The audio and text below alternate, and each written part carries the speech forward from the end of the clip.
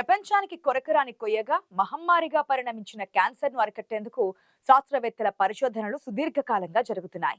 ఇంతవరకు 100% క్యాన్సర్ ను నివారించే చికిత్సను కానీ మందును కానీ కనిపెట్టలేకపోయారు. ఈ నేపథ్యంలోనే బయోకెమిస్ట్రీ రంగంలో అతి పెద్దదైన తాజా వార్త ఒకటి క్యాన్సర్ బాధితులకు ఆశాకిరణంగా వినిపిస్తోంది. ఒక నాగన్కు చెందినటువంటి university of British Columbia UBC పరిశోధకులు, యూనివర్సిటీ ఆఫ్ ఫ్లోరిడా పరిశోధకులు క్యాన్సర్ ను నిరోధించి ఒక కీలకమైన న్యాచురల్ మిట్రాఫిలిన్ సమ్మేళనాన్ని డీకోడ్ చేశారు. అది కూడా కొన్ని ప్రత్యేకమైన మొక్కలలోనే ఆ శక్తి ఎలా వచ్చిందన్న విషయాన్ని తెలుసుకున్నారు.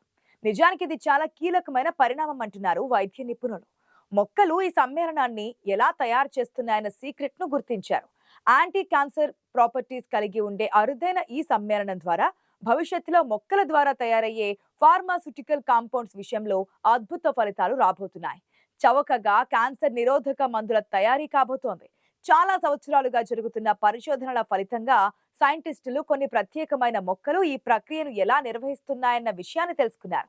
సృష్టిలో మనకు తెలిసినవి చాలా తక్కువగానే ఉంటాయి, తెలుసుకోవాల్సింది కొండంత అని శాస్త్రవేత్తలే అంగీకరిస్తున్నారు. ఇప్పటికి చాలా అరుదైన ఆవిష్కరణలు వాటంతట అవేగా కొన్ని ప్రమాదవశాత్తుగా బయటపడి మానవాళికి అపారమైన ప్రయోజనం కలిగిస్తున్నాయి. ప్రపంచాన్ని ఆదుకున్న సర్వరోగ నివారణి పెన్సిలిన్ విషయం తీసుకున్నా, చెట్టు మీద నుంచి కింద పడినటువంటి ఆపిల్ పండు విషయం తీసుకున్నా, పొరపాటున ఒక రసాయనానికి బదులు మరొక రసాయనం కలపడం లాంటి అనేక చర్యల ద్వారా మనకు తెలియని విశ్వరహస్యాలను తెలుసుకుంటున్నాం. ఆ కోవలోకి ఇప్పుడు క్యాన్సర్ తో పోరాడే నిరోధక సమ్మేళనం లేదా క్యాన్సర్ ఏజెంట్ల విషయం చేరుతోంది.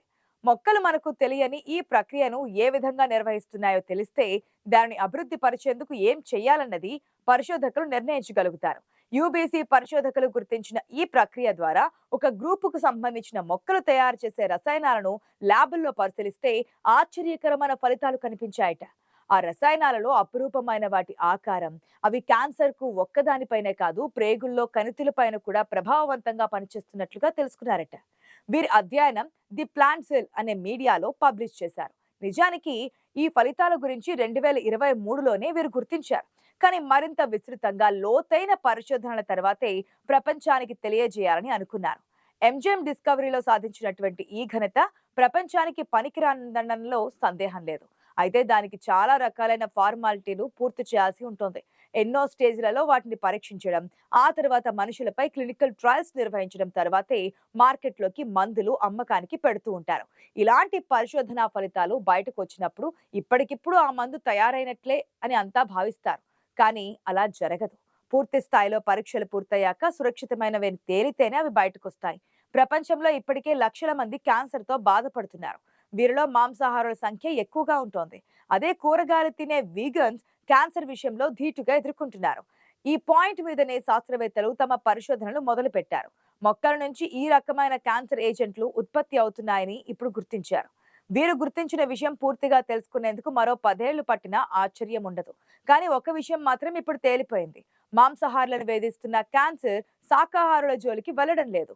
ఈ విషయం ఖరారైంది కాబట్టి ఏ రకమైన డైట్ తీసుకోవాలన్నది ఇకపై జనమే నిర్ణయించుకుంటారు. ఆకుకూరలు, పండ్లు, కూరగాయలు, చాలా తక్కువగా మాంసం, అది కూడా చేపలు, కోడిగుడ్లు క్యాన్సర్ రాకుండా నిరోధిస్తాయి. యాంటీ ఆక్సిడెంట్లు ఉండేవి మన శరీరాన్ని ఎల్లవేళలా కాపాడుతూ ఉంటాయి. కణాలలోని డిఎన్ఏ దెబ్బతిన్నప్పుడు క్యాన్సర్ కణాలు పెరుగుతూ ఉంటాయి. కణాలలో అపారమైన వృద్ధి కారణంగానే క్యాన్సర్ బయటపడుతోంది. క్యాన్సర్ అనేది ఒక ప్రాణాంతకమైన వ్యాధి.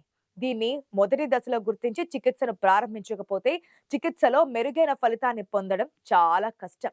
అలోపతిలో క్యాన్సర్ వ్యాధికి శస్త్రచికిత్స, కీమోథెరపీ, రేడియేషన్ విధానాన్ని ఉపయోగించి చికిత్సను అందిస్తారు. ఈ చికిత్సా విధానాల వల్ల శరీరంలో ఇతర భాగాలలోనూ దుష్ప్రభావాలు కలిగిస్తాయి. ఇవి కాక భారతీయ వైద్యంలో ఆయుర్వేదం ఈ రకమైన సమస్యలకు పరిష్కారం సూచిస్తోంది. ఈ రోజుల్లో చాలా మంది చికిత్స పరంగా ఆయుర్వేద మూలికలను సురక్షితమని భావిస్తున్నారు. ముఖ్యంగా క్యాన్సర్ విషయంలో ప్రపంచవ్యాప్తంగా ఉన్న ప్రజలు ప్రస్తుతం ప్రధానంగా కొన్ని కారణాల వల్ల ఆయుర్వేద చికిత్సను ఎంచుకుంటున్నారు. ఈ చికిత్స వల్ల సైడ్ ఎఫెక్ట్ కలగకుండా వ్యాధిని మూలాల నుంచి తొలగించడం జరుగుతోంది. పైగా చికిత్స సమయంలో ఎటువంటి బాధ లేదా నొప్పిని కలిగించకపోవడం, రోగికి ఎంతో అవసరమైన రోగనిరోధక శక్తిని మెరుగుపరచడం జరుగుతుందని ఆయుర్వేద నిపుణులు చెబుతున్నారు. ఆయుర్వేద చికిత్స క్యాన్సర్ తో బాధపడే వారి శరీరం నుండి ప్రీ రాడికల్స్ మరియు టాక్సిన్స్ లను తొలగించడంతో సహాయపడుతూ ఉంటుంది. అంతేకాకుండా ఇది వివిధ అవయవాల పనితీరును బలపరిచి పునరుద్ధరిస్తోంది. ఆయుర్వేద మందులు రోగనిరోధక శక్తిని పెంచడం ద్వారా క్యాన్సర్ కణాలను నాశనం చేస్తాయి. ఇప్పుడు ఇంగ్లీష్ పరిశోధకులు కనిపెట్టింది కూడా మొక్కలలో తయారయ్యే ఎంజైమ్ గురించే అవడం ఆయుర్వేద వైద్య విధానాన్ని బలపరుస్తోంది. అంతేకాకుండా ప్రాచీన భారతీయ ఆయుర్వేదంలో క్యాన్సర్ కణితి ఏ దశలో ఉందో, దాన్ని ఏ విధంగా నయం చేయవచ్చో అనే అంశాలను గుర్తించడానికి కొన్ని అధ్యయనాలు కూడా ఉన్నాయి. ఆ చికిత్సలో భాగంగా ఆయుర్వేదం ఇతర ఔషధాలతో పాటుగా తెలిసిన కొన్ని మూలికలను కూడా ఉపయోగిస్తుంటారు.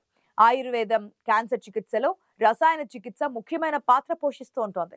క్యాన్సర్ బాధితులు ఒత్తిడితో కూడిన జీవితాన్ని జీవిస్తూ ఉంటారు. ఎందుకంటే వారి అనారోగ్యం దృష్ట్యా వారు ఎదుర్కొనే సమస్యలు మరియు క్యాన్సర్ తిరిగి వస్తుందనే భావన వల్ల ఆందోళన చెందుతూ ఉంటారు. కొన్నిసార్లు ఒత్తిడికి కేవలం ఔషధానికి బదులుగా ఇతర చికిత్సలను ప్రయత్నించాలని అనిపిస్తూ ఉంటుంది. అలాంటి వారికి అశ్వగంధ మంచి ఉపశమనం కలిగిస్తుంది. అశ్వగంధ ఇన్ఫ్లమేషన్ తగ్గించడానికి సహాయపడుతుందనే విషయాన్ని తెలుసుకోవడానికి శాస్త్రవేత్తలు మనుషులు మరియు జంతువులపై పరీక్షలు చేశారు. కాకపోతే క్యాన్సర్ ను నయం చేయగలదని లేదా నిరోధించగలదనే విషయం ఇంకా రుజువు చేయబడలేదు. ఒత్తిడి, ఆత్రత, బలహీనత లేదా క్యాన్సర్ తో బాధపడుతున్న వ్యక్తులను అశ్వగంధ ఎలా ప్రభావితం చేస్తుందో తెలుసుకోవడానికి శాస్త్రవేత్తలు చాలా పరిశోధనలు చేశారు. ఇది అధికారికంగా ఆమోదించబడినప్పటికీ సురక్షితమైనదని అధ్యయనాలు చూపిస్తున్నాయి. అయితే ఈ చికిత్సను ఓ టీవీ ఛానల్ గా మేము ఎట్టి పరిస్థితుల్లోనూ ప్రోత్సహించలేము. ఖచ్చితంగా ఆ విషయంలో డెసిగ్నేటెడ్ నిపుణులను, వైద్య నిపుణులను సంప్రదించి తరువాతే నిర్ణయం తీసుకోవాలి. ఇక్కడ మేము ఇంటర్నెట్ లోంచి సేకరించిన సమాచారాన్ని మాత్రమే తెలియజేస్తున్నాం. ఇక మన దేశంలో క్యాన్సర్ బాధితుల విషయానికి వస్తే నానాటికి క్యాన్సర్ రోగుల సంఖ్య పెరిగిపోతూ వస్తోంది. ఈ ఏడాది చివరి నాటికి క్యాన్సర్ బాధితుల సంఖ్య 15.7 లక్షలకు పెరుగుతుందని జాతీయ వైద్య పరిశోధన మండలి ICMR అంచనా వేసింది. క్యాన్సర్ కేసుల పరంగా చైనా, అమెరికాల తర్వాత 3వ స్థానంలో ఉన్న భారత్ క్యాన్సర్ మరణాల సంఖ్య విషయంలో చైనా తర్వాత 2వ స్థానంలో ఉందని తెలిసింది. దేశంలో క్యాన్సర్ చికిత్స పొందుతున్న ప్రతి 5గురిలో సగటున 3 చనిపోతున్నారని భారత వైద్య పరిశోధన మండలి నిర్వహించిన తాజా అధ్యయనంలో వెల్లడైంది. అందులోనూ మహిళల మరణాల సంఖ్య అధికంగా ఉందని తేలింది. గ్లోబల్ హెల్త్ అబ్జర్వేటరీలో 36 రకాల క్యాన్సర్ కేసులకు సంబంధించి అందుబాటులో ఉన్న 2 దశాబ్దాలకు పైబడిన సమాచారాన్ని విశ్లేషించడం ద్వారా ICMR ఈ అధ్యయన నివేదికను రూపొందించింది.